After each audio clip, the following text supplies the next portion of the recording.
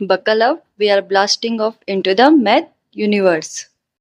Good morning, welcome to maths universe. Myself Shraddha Upadhyay. आज की video में हम पढ़ेंगे रियल नंबर्स। ये क्लास 10th का सीबीएसई बोर्ड का एनसीईआरटी बुक का फर्स्ट चैप्टर है रियल नंबर्स। अब बेसिकली आज की वीडियो है इंट्रोडक्शन ऑफ रियल नंबर्स। इसमें मैं एक्सरसाइज सॉल्व नेक्स्ट वीडियो में आएगी, लेकिन इसमें सिर्फ इंट्रोडक्शन आएगा, क्योंकि अगर आपको मैथ्स अच्छी करनी है तो आपको सबसे पहले अपना इंट्रोडक्शन बेस क्लियर होना चाहिए किसी भी टॉपिक का। तो आज हम पढ़ेंगे रियल नंबर्स होते क्या हैं और इनके फॉर्म्स क्या हैं, प्रॉपर्टीज क्या हैं। फर्स्ट चैप्टर की मतलब हम फर्स्ट चैप्टर का अपना बेस पढ़ लेंगे कि क्या क्या हमें इसमें सॉल्व करना है, क्या क्या है। तो मैं आपको बहुत इजी तरीके से समझाऊंगी, तो आपको कंफ्यूज नहीं होना है और इजीली सॉल्व करना है। तो फर्स्ट आ जाइए रियल नंबर्स। तो आपको जैसे बोर्ड में शो हो रहा होगा, मैंने एक फ्लो चार्ट ड्रॉ करके रखा है, तो मैं आपको समझाती हूँ है क्या चीज़। तो अगर मैं आपको बताऊँ रियल नंबर्स होते क्या हैं, जो ये पूरा आपको फ्लो चार्ट दिख रहा है ना, ये सब इंक्लूड होकर ही रियल नंबर बनते हैं। बेसिकली अगर हम वन वर्ड में रियल नंबर की डेफिनेशन जानना चाहें तो वो होगी real numbers included rational number, irrational, fraction, whole number and natural number etcetera. तो इन सबको मिलाकर बनता है रियल नंबर। एग्जाम्पल ले लेती हूँ मैं। जैसे एग्जाम्पल रियल नंबर के एग्जाम्पल्स हैं -1, -2, 0, 1, 2, √5, पाई, ये सब और एक्सेट्रा एक्सेट्रा, ये सब आते हैं रियल नंबर्स के एग्जाम्पल्स हैं।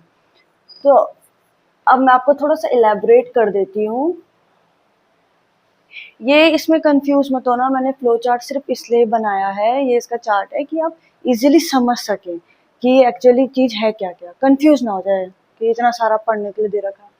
तो सिंपल से रियल नंबर, तो रेशनल नंबर, इरेशनल नंबर।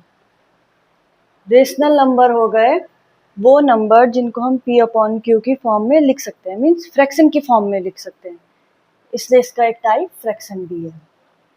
तो रेशनल नंबर वो है जिनको हम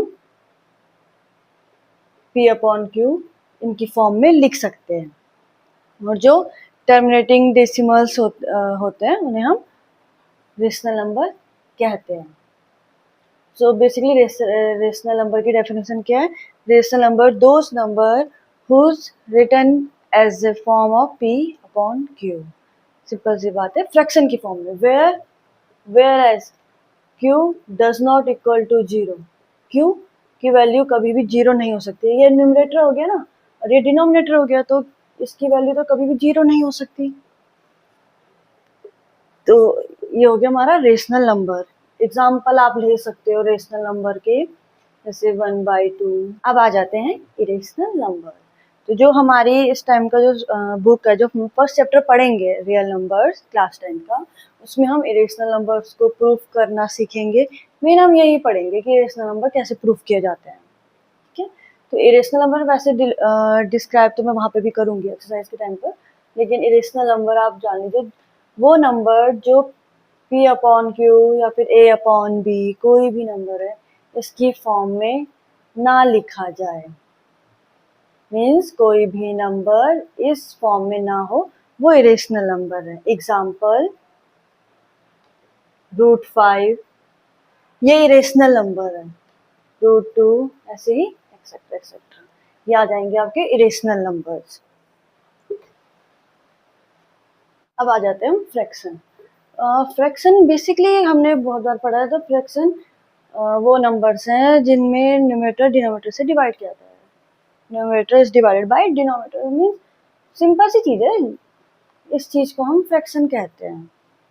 सेम इंटीजर्स में पॉजिटिव और नेगेटिव होते हैं। तो इंटीजर्स होते क्या हैं, मैं एक नंबर लाइन में समझा देती हूँ। ये एक नंबर लाइन है, ये हो गया 0, ये पॉजिटिव आ गए, पॉजिटिव मतलब प्लस में, इधर हो गए -1, -2, -3, -4 और सो ऑन, ये चल रहा है सो ऑन, ठीक है। तो ये आ जाते हैं इंटीजर्स, इसमें ये पॉजिटिव भी आएंगे, पॉजिटिव नंबर भी, नेगेटिव भी और जीरो भी, ये होते हैं हमारे इंटीजर्स।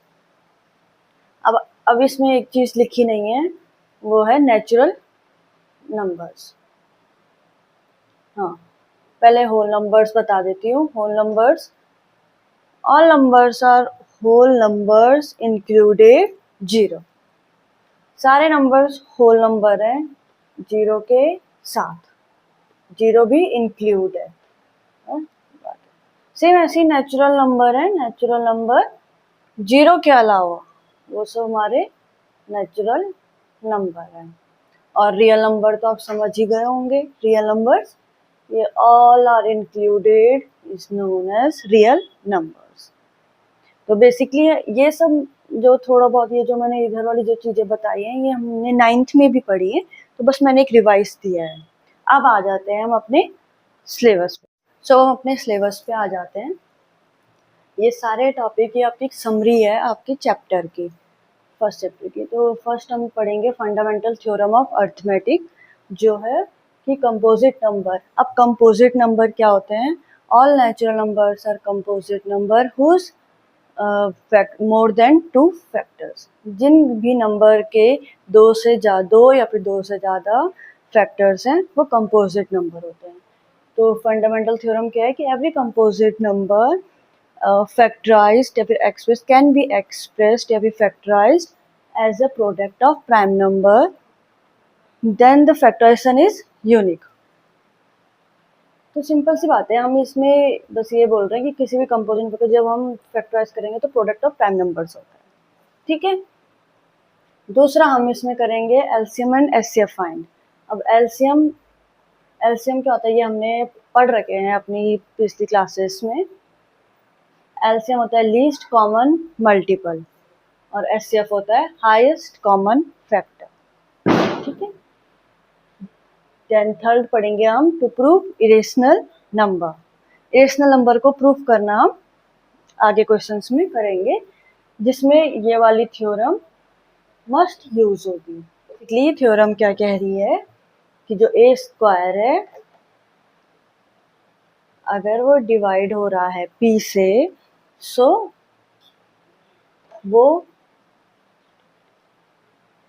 पी ए को भी डिवाइड करेगा। यही वो कह रहा है कि अगर ये पॉसिबल है तो ये भी हो सकता है। यही ये थ्योरम कह रहा है कि if P is a prime number and P divide A square, P divide दे रहा है ए स्क्वायर को, सो पी ऑल्सो डिवाइड ए।